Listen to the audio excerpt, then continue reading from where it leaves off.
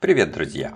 По многочисленным вашим просьбам, сегодня мы будем дегустировать самую дешевую еду с маркетплейса Озон. В прошлый раз мне привезли очень много просрочки с Wildberries. Кто еще не видел этот выпуск, ссылочка будет в описании. Интересно, много ли просрочки мне привезут с Озон? Давайте это проверим. Заходим в раздел «Продукты». Чтобы тут интересненького такого нам посмотреть? Можно посмотреть, например, раздел «Орехи и снеки». И выбираем сначала дешевые. Самые дешевые здесь хлебцы. Так, посмотрим, что за хлебцы такие. Доктор Корнер. Какие-то мини-рисовые хлебцы с бананом хрустящие. Стоимость всего лишь 37 рублей. Ну что ж, давайте посмотрим, что же это будет такое. Корнерсы, детские хлебцы, спелый банан с натуральным яблочным соком и банановым пюре. Состав оказался полностью натуральным. Адрес производства: Смоленская область, город Ярцево. Масса 30 граммов. Вот таким вот образом выглядят эти корнерсы. Сделаны они из риса. Очень чувствуется, что воздушные, хрустящие. Попробуй на вкус. Съел несколько штучек. По вкусу мне все понравилось. Действительно чувствуется тут бананчик, и яблоко чувствуется тоже. Вкус очень приятный, такой немножечко с кислинкой, такой легкой, но больше все-таки сладости. Думаю, детям очень понравится, да и взрослым тоже. Еще нашел такой интересный вариант. Это зерновые палочки. Что такое может быть вообще зерновые палочки? С солодом причем. Стоимость 49 рублей. Давайте закажем, посмотрим, что же будет такое-то интересно. Ну и давайте посмотрим, что такие за зерновые палочки с солодом мне пришли. Написано, что 100% натурально. В составе взорванные зерна риса, пшена и солод здесь ячменный тоже присутствует. Масса 60 граммов. Изготовлено в Ленинградской области, город Луга. Палочки пришли не все в хорошем состоянии, некоторые палочки разломанные. Внешне смотрятся они, конечно, необычно. Поначалу мне показалось, что похоже на козинаки, но все-таки на козинаки не совсем похоже. Возьму вот эти вот палочки, которые уже разломаны, и попробую на вкус. Съел половинку палочки. Довольно-таки интересный вкус. Похоже чем-то вот на... Бывают такие из риса, тоже из воздушного, сделано что-то типа козинаков. Но только что в тех козинаках много сахара, и поэтому они довольно-таки приторные. А здесь сахара немного. Вот это вот мне понравилось. Ну а так, обычный воздушный рис. Тут и еще пшеница воздушная. Чего-то такого супер необычного в этом нету. Ну а то, что тут есть вот солод, этого я особо не ощутил. Но я думаю, для своей цены очень неплохое качество. Еще из дешевого я нашел кекс творожный. Стоит всего лишь он 44 рубля. Цена невысокая, но тут, правда, за одну штуку, я не знаю, сколько штук привезут. В общем, интересно посмотреть, что же будет это такой за кекс. Получил я этот кекс, масса 85 граммов. И радует то, что он не просроченный. Ну и срок годности тоже большой, целый месяц. Творог в составе действительно присутствует. Состав хороший и полностью натуральный. Адрес производства: город Москва. Кекс этот выпекается прямо, видимо, в бумаге. Нужно бумагу сейчас снять. Посмотрим, что будет в разрезе. Вот такая структура кекса. Сверху еще мы видим небольшое количество глазури. Пахнет он приятно. Сейчас попробую на вкус. Съел половинку кекса. По вкусу он мне очень понравился. И состав хороший, и вкус замечательный. Ну и цена тоже не очень высокая. 44 рубля. Мне кажется, это вполне приемлемая цена. В разделе «Рыбные консервы» самые дешевые, то что я нашел, это килька в томатном соусе. Балтийская обжаренная. Нету фотографий, что там внутри. Стоит 83 рубля. Ну что ж, давайте закажем и посмотрим, что мне привезут. 5 морей. Килька обжаренная в томатном соусе. Масса нету 240 граммов, а масса рыбы 168 граммов. Томатного соуса здесь приличное количество, но меньше, чем половина массы. Состав неплохой, но только что килька это не разделанная. Изготовлено в Калининградской области, город Светлый. Запах от кильки идет приятный. Давайте посмотрим, что здесь внутри находится. Внутри тут все очень густое. Рыба лежит тут в хаотичном порядке. Ну, видно, что рыбы здесь действительно приличное количество. Жидкости здесь не очень много. Попробую на вкус. По вкусу мне эта килька понравилась. И соус тоже очень вкусный. Чувствуется, что рыба свеженькая, ничего не горчит. Так что, в общем, качество и вкус нормальные. Но только что, конечно, цена не супер дешевая. Но я думаю, что если купить что-нибудь там рублей за 30, за 40, то, конечно же, такого качества не будет. Самое дешевое в разделе тушенка я нашел гречневая каша со свининой. Посмотрим. Стоимость 121 рубль. Закажем и посмотрим, что мне привезут. Каша гречневая со свининой. Производитель ООО «Тотемский перерабатывающий завод». Состав полностью натуральный. Должно быть мясо здесь свинины, но еще есть и жир свиной. Масса 338 граммов. Изготовлено в Вологодской области, Тотемский район, поселок Царево. На первый взгляд выглядит неплохо, и запах приятный. У банки вмятина оказалась в одном месте. Это, конечно, не очень хорошо, потому что металл может попадать в пищу. Сейчас разогрею эту гречку, и мы ее продегустируем. Гречка разогрелась. Интересно посмотреть, сколько же здесь мяса. Вот один кусочек нашел. Попробуй на вкус, что есть. Попробовал я эту гречку. Из плюсов: гречка сварена хорошо, рассыпчатая. Жира здесь немного. И мясо действительно попадается. По вкусу гречка замечательная. Ну и мясо тоже хорошее, мягкое. Но из минусов попадается очень много вот такой вот шелухи. Она такая жесткая, и когда попадает на зуб, то неприятно получается. Чувствуется, что есть специи в составе, но со специями не переборщили. Какой-то большой остроты или вот, например, такого, чтобы специи все перебивали, здесь нету. Действительно чувствуется вкус и гречки, и мяса. В общем, приготовлено хорошо. Интересно посмотреть, что же у нас есть на Озон Fresh в разделе «Готовая еда».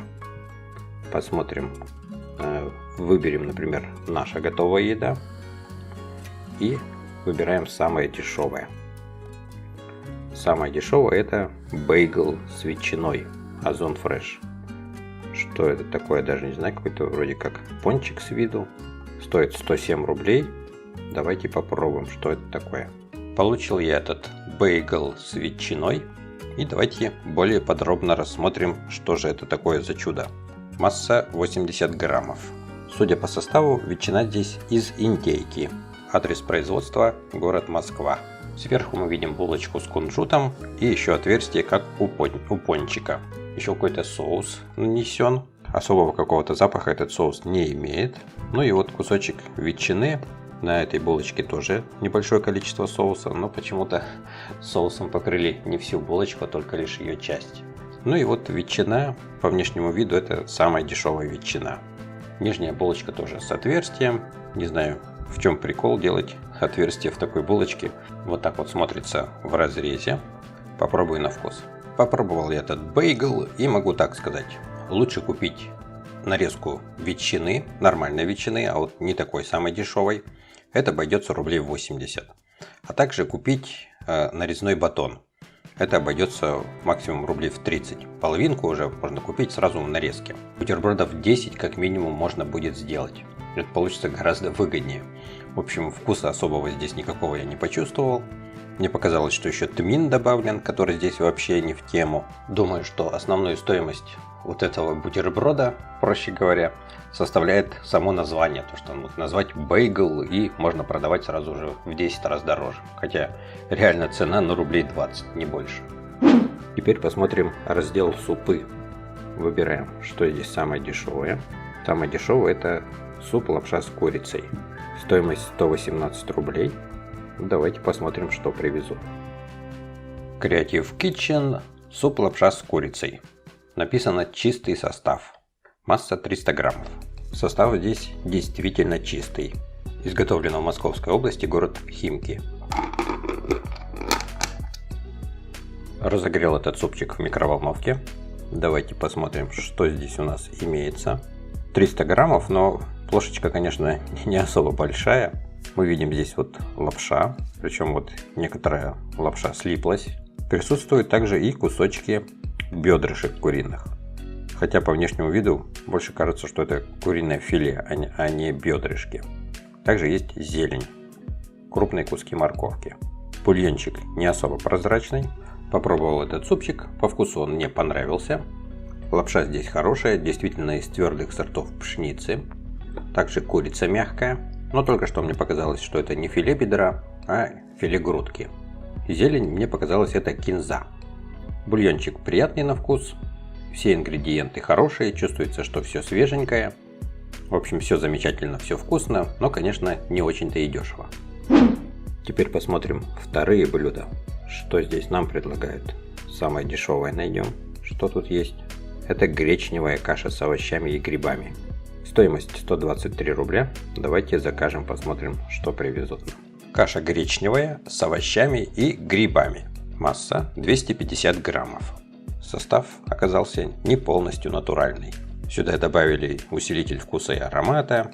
Еще есть мальтодекстрин, ароматизатор какой-то есть. В общем, так что не знаю, кучу всего намешали, зачем непонятно. Адрес производства город Москва. Разогрел эту кашу в микроволновке. Запах вполне нормальный идет. Грибов здесь, как сейчас я посмотрю, но они были сверху положены, чтобы видимость создать, что здесь много грибов. Грибов не очень большое количество. Гречка рассыпчатая, сварена хорошо.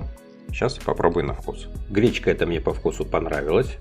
Хорошо приготовлена, рассыпчатая, но степень готовности идеальная, в общем. Морковка тоже замечательная. И грибы вкусные, только что их тут не очень много. Также петрушечка хорошо дополняет вкус. В составе был указан еще сладкий перец, но сладкого перца здесь нету.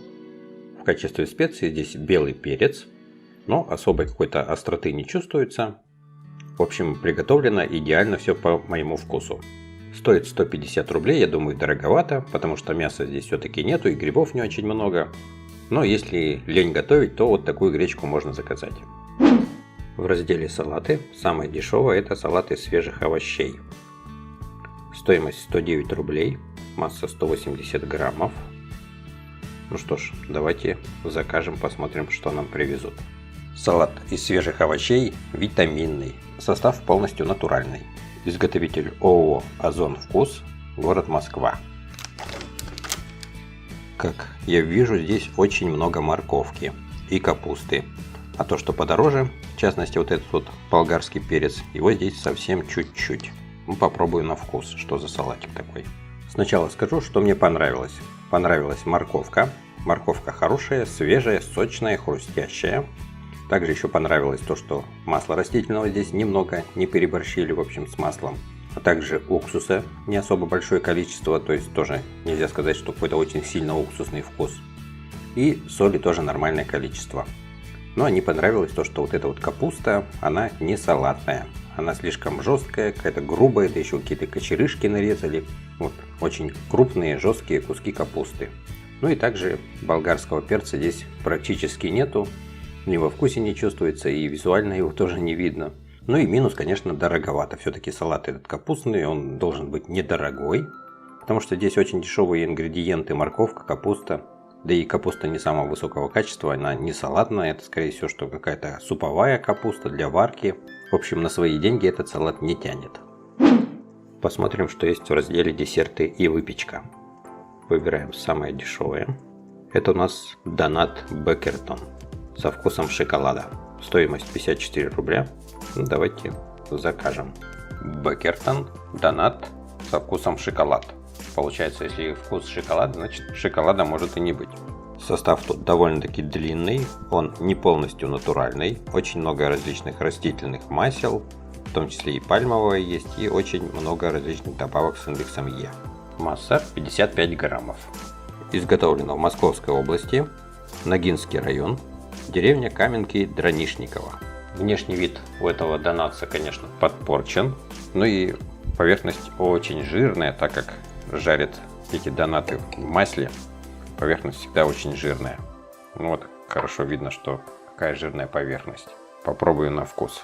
По вкусу этот пончик мне совершенно не понравился. Тут и шоколад невкусный, и тесто какое-то тоже не особо вкусное. Поэтому даже на свою цену, на 55 рублей, он, по-моему, абсолютно не тянет. В общем, есть его дальше даже нету желания. Ну что ж, с Озона сегодня мне просрочки не привезли. Но если вам интересно продолжение дегустации еды с Озона, то ставьте лайк и пишите в комментариях, какую еду мне еще продегустировать. Всем большое спасибо за внимание и до новых встреч!